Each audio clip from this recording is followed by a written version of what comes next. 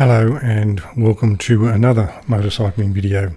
For context, I am just driving through the township of Crookwell, which, as I said, is about, in the last video, is about 45 kilometres west of Goulburn. I took a bit of a circuitous route, so it took me a little longer, and it's a little bit longer than the 45 kilometre direct route. But I've now ridden through the township of Crookwell, and I'm taking a left-hand turn just as this video starts, and then going in a southwesterly direction from Goulburn, initially towards a little village, and it is literally a village with a pub and a shop, a pub and a school rather, of Grabangullen, and then on to later on in the next clip it'll come up to the small township of Gunning. Gunning has a population of, depending on which sign you believe, either 500 or 1,000 people. But it's a little bit further down the road. So there's the context. I'm riding the Spider, and in this video I'm going to talk about CAFE standards, combined average fuel efficiency standards, which I spoke about in a video in May of 2023. So if you feel that you already know all about that and you'd prefer not to hear me talk about that, as usual, turn the volume down and just enjoy the scenery. I'll leave you to look at the state of the road, something I often talk about. One thing I've noticed in this video is that the roads that I had ridden on before, the last time I rode on these roads was when we had a lot of rain in late 2022, early 23, and the roads were very badly broken up, full of potholes, and in some cases really dangerous to ride on, I thought. But there seems to have been a lot of work done by the local councils to repair those roads, and lots of potholes are now filled, and lots of places where it was unsafe and not a very comfortable ride have now been repaired, and a lot of that problem has been alleviated. So I think that's a good thing. So all right, let's get on to these CAFE standards, which stands for Combined Average Fuel Efficiency Standards. Now, in the last video I made about this in May of 2023, I said the government had said it was going to spend something like $7.3 million over 4 years to develop fuel efficiency standards.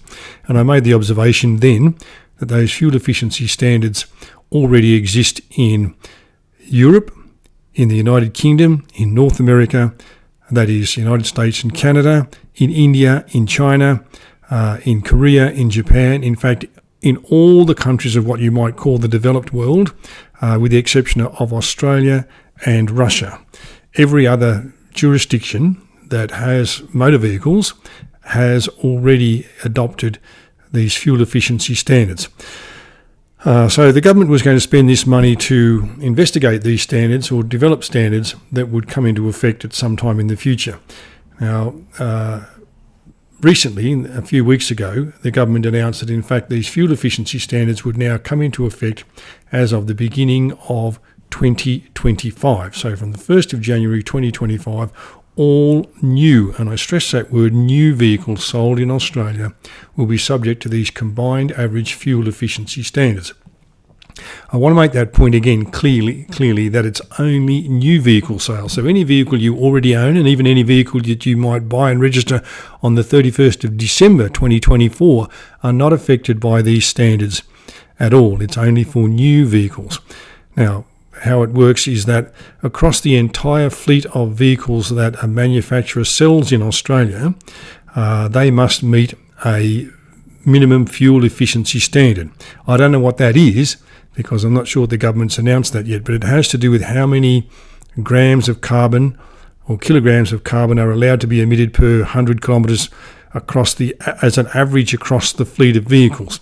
So obviously for most vehicle manufacturers, there are going to be some vehicles that are highly fuel efficient and emit very little carbon, and there are going to be some other vehicles that are not as fuel efficient and emit a lot more carbon, a lot more carbon. But when you average those out, the vehicles will meet the standard, it is hoped. There is a carrot and a stick approach here. The carrot is, if you meet the standards and if you sell vehicles that are fuel efficient, you'll do really well. The stick is, if you are unable to meet the standards, then you will be fined, or you have an alternative. And the alternative is that you could go to another vehicle manufacturer who does meet the standard, and buy some carbon credits from them. Now, you might wonder, well, how could any vehicle manufacturer meet the standard? Well, let's imagine that you're an electric vehicle manufacturer only, such as Tesla or BYD or one of those brands.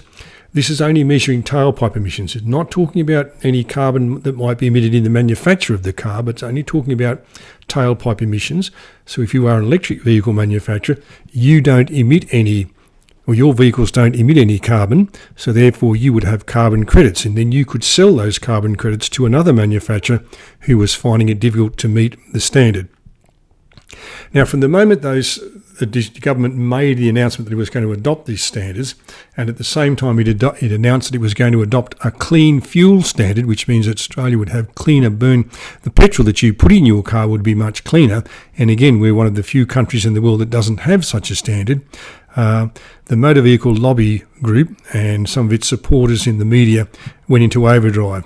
And there was a claim at one stage that the cost of vehicles would rise somewhere between $6,000 and $50,000, even though the Motor Vehicle Lobby Group, which I think is called the Federal Chamber of Automotive Manufacturers or something like that, its own modelling showed that that was not the case. Not the case at all.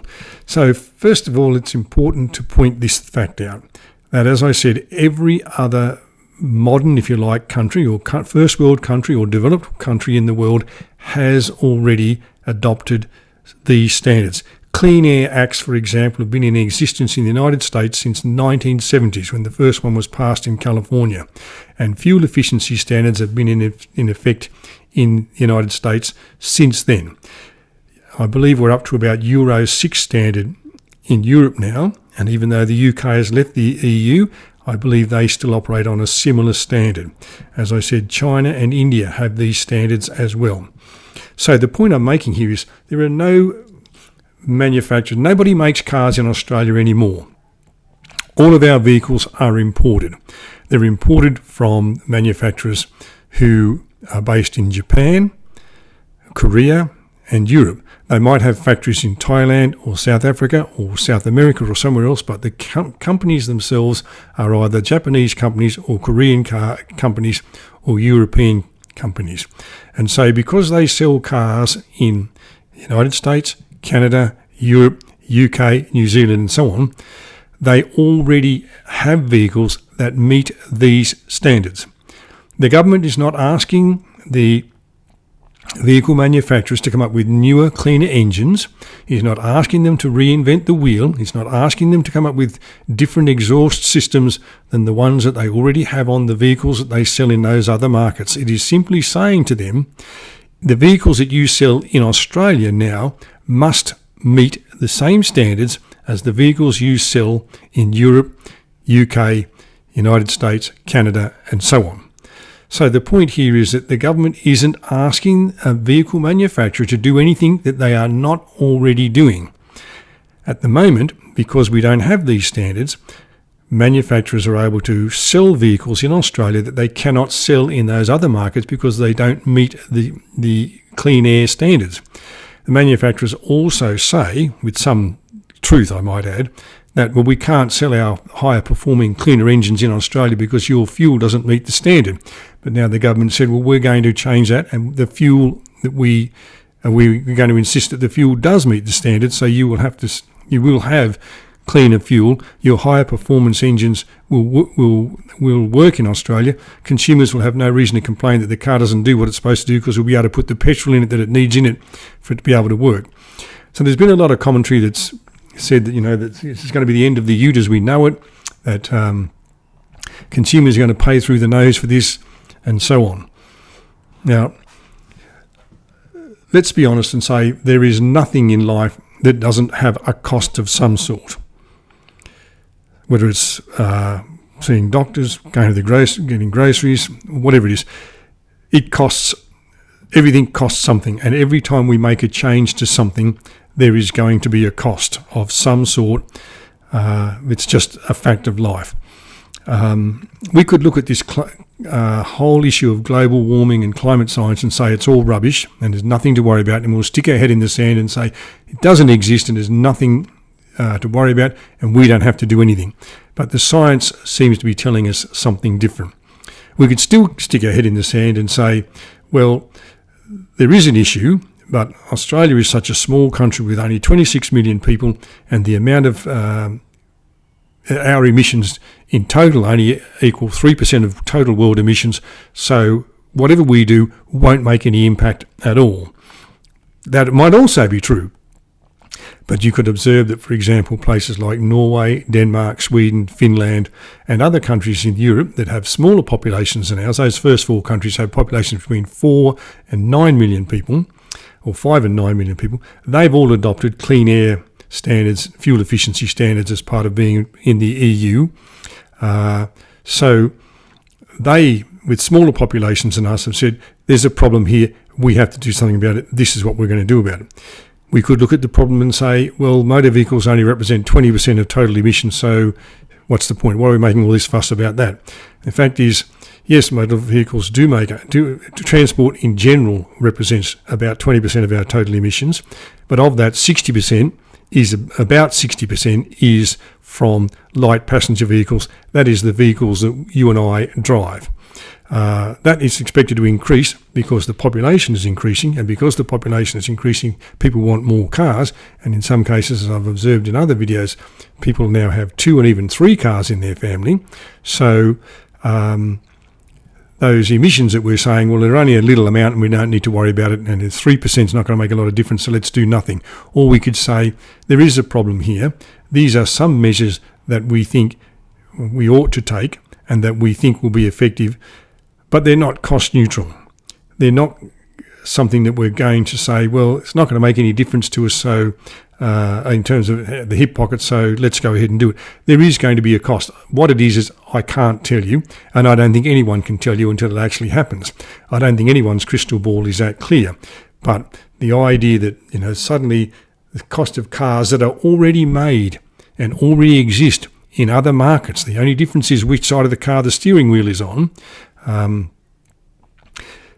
So these vehicles are already out there. No one's being asked to make a new vehicle. No one's being asked to invent a cleaner engine. No one's being asked to invent more efficient exhaust systems. They're just being asked to say, vehicles that you have and that you sell in other European markets or sell in other markets, you now have to start selling them here. And you also, if you are a manufacturer that makes even some EVs, you have to start supplying some of those EVs to the Australian market, so that your fuel efficiency average will be, you'll be able to meet this target. And if you supply EVs at a price that people want and can afford and buy, then you'll easily meet the standards. Now, I suppose the bottom line of all this is that whatever vehicles a manufacturer offers in the market will meet the standard. If they don't meet the standard, they won't be allowed to be registered here. They won't be allowed to be sold here. And the ones that are overpriced or that the public is not prepared to pay for will simply be withdrawn from the market in the finish.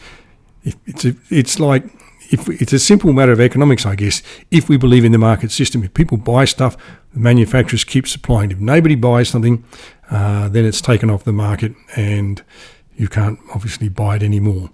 So there is going to be a cost to us. The government says that over the course of these years, over a period of time, beginning when these standards come in and leading up to about 2028, they say that people are going to save about $1,000 a year on their fuel. Now, again, I don't know whether that's true or not, and I don't know if they really know that at this stage, or that's just a figure they've plucked out of the air. But they're saying that because the car that you buy, if you're buying a new car, will be more fuel efficient. Therefore, it'll use less fuel, therefore you'll have to buy less fuel. But there might be, for example, an increase of 1 cent a litre in the price of petrol in order to meet these cleaner fuel standards. So in summary, average fuel efficiency standards are coming in for Australian motor vehicle sellers, those who want to sell cars in Australia, that already have cars that are sold in every other major market. We will continue to be able to sell vehicles here, and we'll continue to sell vehicles and people will continue to buy them. Those who can't meet the standards will have to knuckle down and do some more R&D, or they'll have to withdraw from the Australian market. Cleaner, more fuel-efficient models should come onto the market, and more, hopefully, affordable electric vehicles should come onto the market as well. I don't think is going to be all doom and gloom and suddenly we're all going to find ourselves getting around in Fred Flintstone type cars. But let's be realistic. Everything, every reform, every change has a cost, and we as the consumers are going to have to bear whatever that cost is. And we cannot stick our head in the sand about climate change and say it's not happening. We have to make a contribution to it, and that is going to be a cost associated with that. Thank you for watching. Thank you for listening. I hope you've enjoyed the commentary, if not the scenery. And I'll talk to you again when I'm making the next video.